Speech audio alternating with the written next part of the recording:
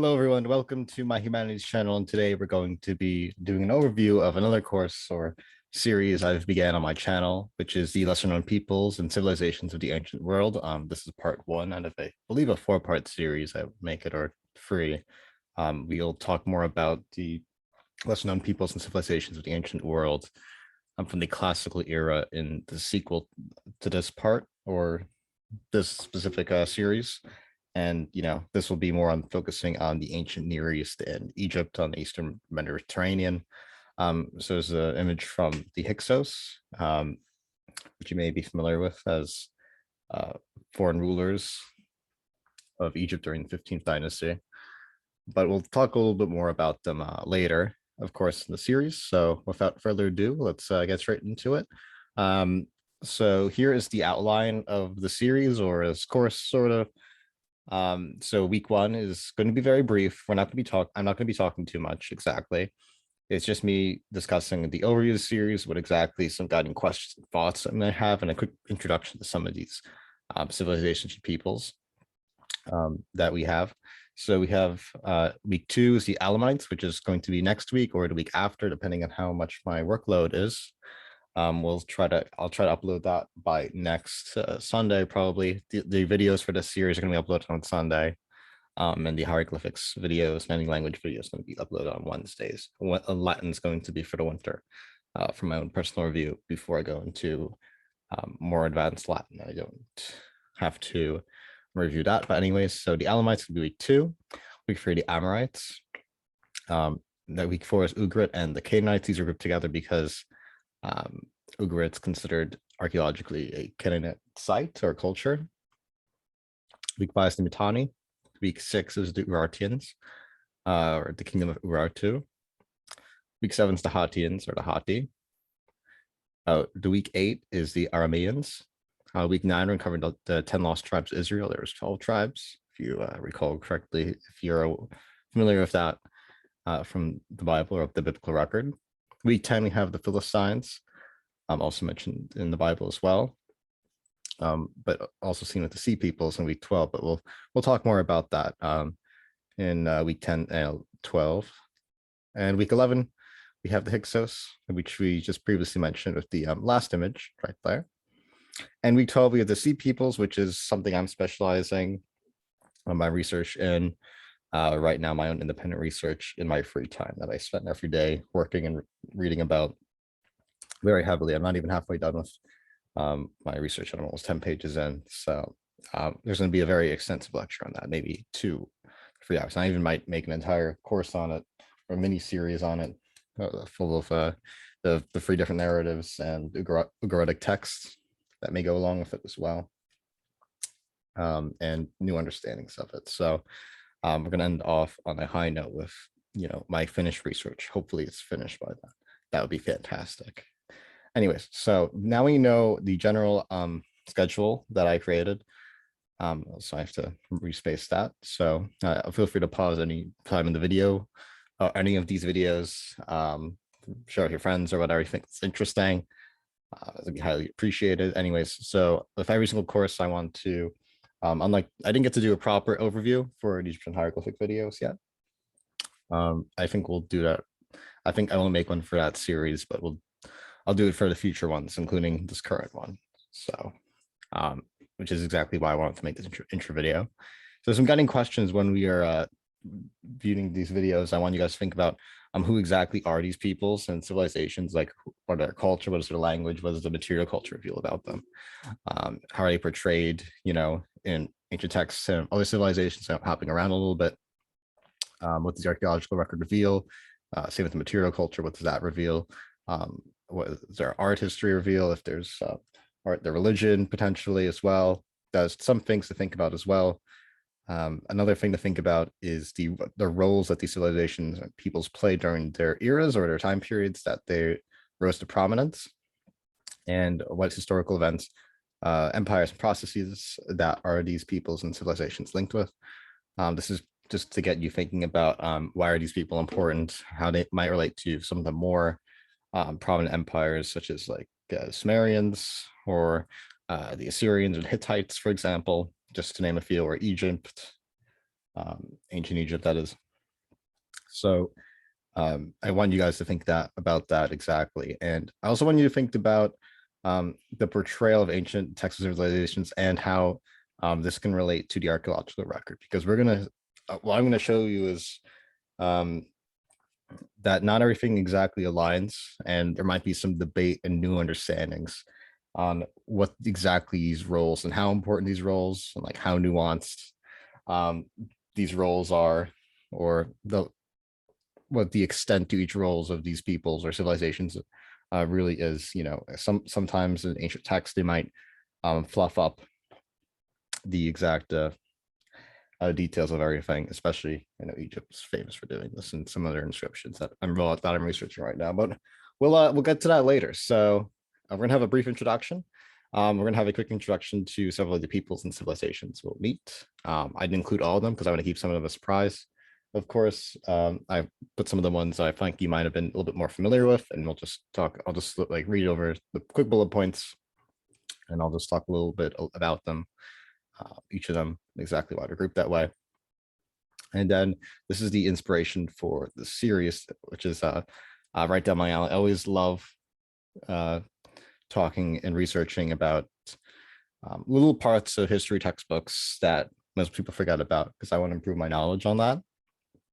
So here's a great resource for further reading, and it was the inspiration for this series, aside from my inspiration for just generally wanting to piece together. That's the entire goal of the channel, to piece together a clear understanding and as much information as possible on the ancient world as I can possibly do on this channel. And of course, I'll update a lot of videos too if I find the older videos to be well outdated, or I'm unhappy with the content. Well, I'll update that manually. Anyways, so this is a book by Philip Matzik. I'm not sure I'm pronouncing the last name correctly, but that is his name. The book is around, I think, $16 on Amazon.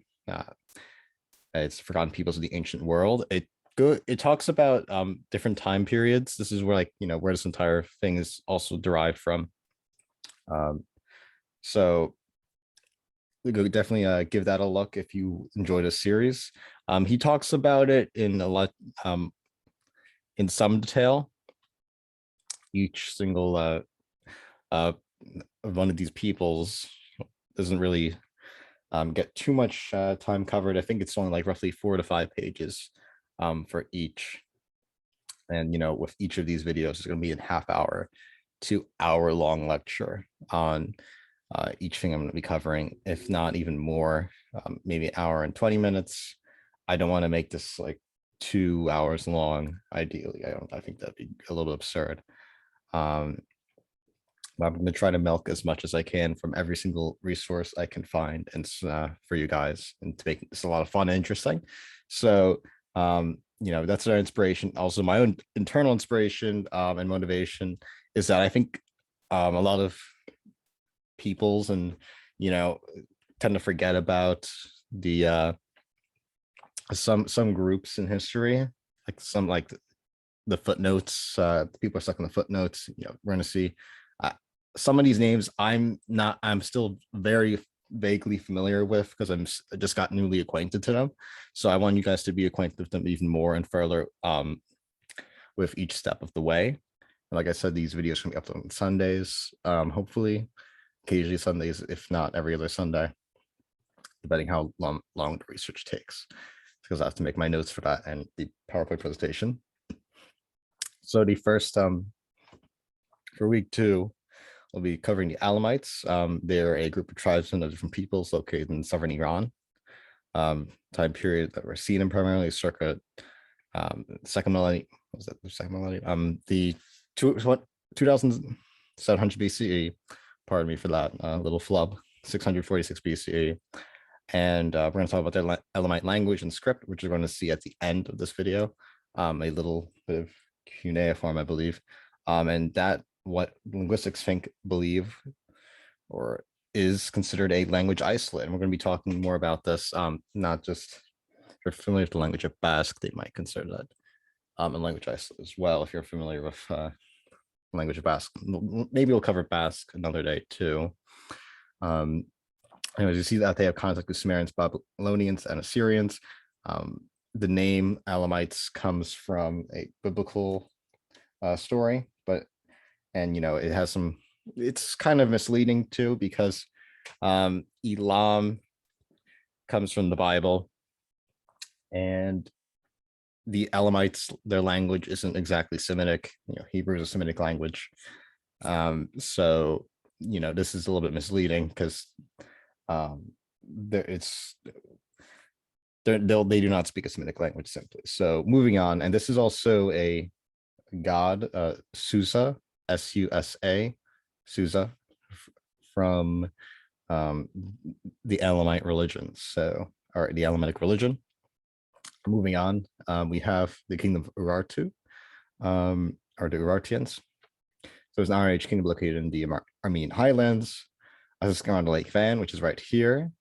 As you see, it's near on the far eastern, southeastern side of the country known as Turkey, and near Armenia as well. And their prominence, they rose to prominence in the mid-9th century BCE, where they were later conquered by the Medes in the 6th century. But they're primarily known for being the enemies of the Assyrians in the 11th to 7th centuries BCE. And we notice, because if you watch the Fall of Civilizations podcast, totally recommend that, by Paul Cooper, which I was just listening to in the car when I was driving from university. It was actually really interesting, because the Assyrians wrote about them in their texts, and that's how we know a fair bit about them, about the kingdom of Urartu. And one of my university's professors, who just recently retired, did a lot of research on Urartu. I think he's an Urartologist, I believe. So I'll be looking into his research too, maybe ask him some questions about it. But we'll say that for it's like week 5 or something like that. So moving on, we have the Canaanites and lost tribes of Israel. So the Canaanites are the Aboriginal people of the Levant, and here's a Egyptian portrayal of what they looked like circa 2000 BCE to 700 BCE. And what I want to include is that I originally grouped these two together, but I decided to make it go for Ugarit, the ancient port city. It could be simply because the Ugarit, what's it called, the excavation and the material culture is essentially just archaeologically Canaanite. But I wanted to combine those together, and I sort of combined them last minute. I was looking further into it. So we're going to be talking about the Canaanites and Ugarit together. And then we're going to talk about the 10 lost tribes of Israel. You might be familiar with the 12 tribes, according to the biblical record, the 10 lost tribes that were expelled, I believe, was it by either the Assyrians or Neo-Assyrians.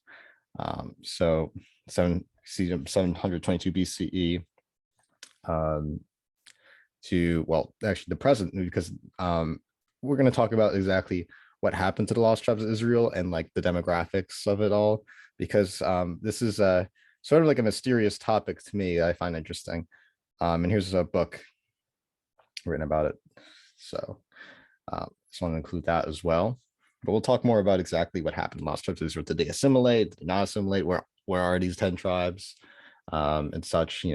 The other 2 tribes, I believe one of them is Judah, and another one is, I think there's actually one more and another one, but we'll talk more about that later, because I don't have my printed notes on me right now, unfortunately. So I don't really need printed notes for these overview, but anyways, so I just want to make sure this was in by Sunday, because I know next week it's very busy for me. So I just wanted to make sure I had this video pre-recorded almost like 7 days before. So there we go. They're the Philistines. They were seen in 12th century BCE to 604 BCE on the coast of Canaan. That's on the Levant in the Eastern Mediterranean. And they were known for coming to conflict the Israelites. So if you're familiar with the biblical story of David and Goliath, the Philistines might ring a bell, because the Philistines were portrayed as the enemies. David was fighting Goliath, who was aligned with Goliath was aligned with Philistines and such. They were fighting, so they're portrayed as the enemy in the Bible. So we're going to be talking more about what the archaeological record says and what the narratives say exactly in the Bible, in the biblical record exactly, and how biblical historians look at the Philistines as well as Egyptians and Egyptologists, because the Philistines are one group of the Sea Peoples that we're going to talk about. One of the associated groups of the Sea Peoples, one of the many tribes. Anyways, so we have that. We have the Hyksos, which we have the same graphic from the beginning. They're the kings or the 15th dynasty of ancient Egypt from 1670 BCE to 1550 BC, and they were known as the invaders of Egypt, according to the Egyptians, and they were known as the rulers of foreign lands. That's what Hyksos means, if I call it correctly. And we're going to be talking about some recent archaeological findings that, did the Hyksos really exist, is one of our aims during week 11. And we're going to be analyzing what some archaeologists, some British archaeologists, scientists are claiming with some new archaeological findings. And we're going to look into how that was received and such. I think it's gonna be a lot of fun to do. So, and you could decide for yourself on this. I'm just here to simply present the information for you guys in an accurate and informative manner. So this is I'm very excited for this one because I didn't even know this until recently. But anyways, moving on, we have finally sort of my area of expertise for the time being. The Sea Peoples. This is a inscription, I believe, at Medinet Habu. We see Ramses III fend off the Sea Peoples. You see there's like the boats at the sea, obviously, right there. Some hieroglyphics on top. And, they're a group of seafaring peoples see in the 13th and 12th centuries BCE. They're mostly known for causing terror and invasions across the Eastern Mediterranean.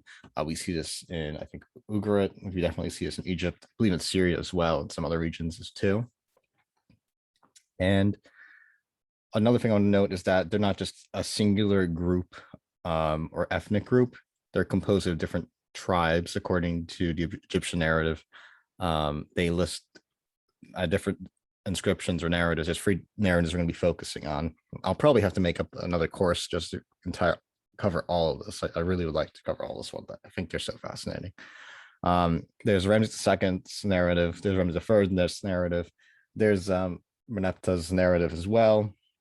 And they list different names in Egyptian hieroglyphics. We'll look at the transliteration for that for fun later on when we get to it. And they tell some the different tribes. So they didn't just tell the Sea Peoples. Well, they generally just call them the Northerners. And we're going to talk about Northerners too, but I think we'll save that for a Sea People special course mini series. We'll just go on for 5 videos or 5 or 4 videos about the Sea Peoples. And we'll just look over the narratives, and we just come to some nice nuanced conclusion or some sort of new understandings of who the Sea Peoples are. Anyways, so next time we're going to be focusing on the Alamites, and here's their language right here. This is cuneiform, I believe, but their language preserved in cuneiform, if I'm not mistaken, once again. So this is what the language looked like itself. And, I thought I'd leave off with that. And I wanted to say I'm very excited for this series. Once again, I'm going to be researching more heavily than I have ever done for a while now for these videos. Originally wanted to make these podcasts, but I thought it'd be much easier for me to go off have a bunch of notes on the side that I collected. And, I don't like dealing with scripts too much. Plus, I think it's nice to have these little visuals. I don't want to do this this is mainly for me to practice online teaching and share what I find interesting with you guys. So yeah, of course, if I make any mistake, if you're an expert in the field or know there's anything, I always like to double check. Sometimes my memory is, even if I'm a history major, my memory is not always the greatest. I know with small details, I'm more focused on very, very abstract ideas and processes more than of history rather than the details. So always feel free to correct me at the bottom below.